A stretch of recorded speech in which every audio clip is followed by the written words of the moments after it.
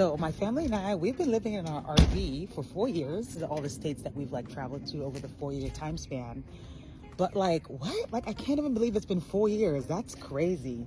Anyway, we recently purchased this property back here in Texas. And one of the reasons why we did that is because the backyard was really big. So we wanted a place where we could park our RV back there and then still be able to rent out the front, which is exactly what we're going to do. So right now we are working with like some handy guys who are fixing up the place for rent.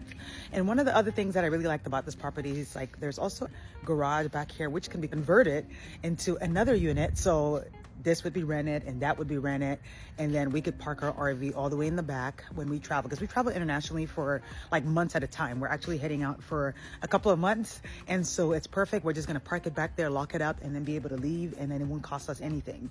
And so we'll be able to technically house hack, because we're staying on the property, not really staying, but we're parking our RV there for free, and then we're renting out the front, so there's income coming in.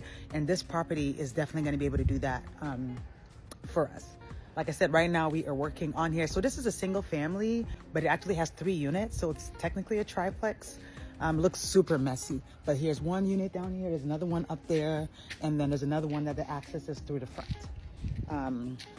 I can give you guys a tour of it if you want to. But right now, like I said, it's super messy. We're fixing up everything. But yeah, anyway, I just wanted to share that. So our RV's parked back here, and we got this place ready. So one of the first things that we did when we got to the property was making sure that we got hookups back there. So we got sewer, water, and electric hookups to the back of the RV, so that we could park our RV here and like leave it plugged in.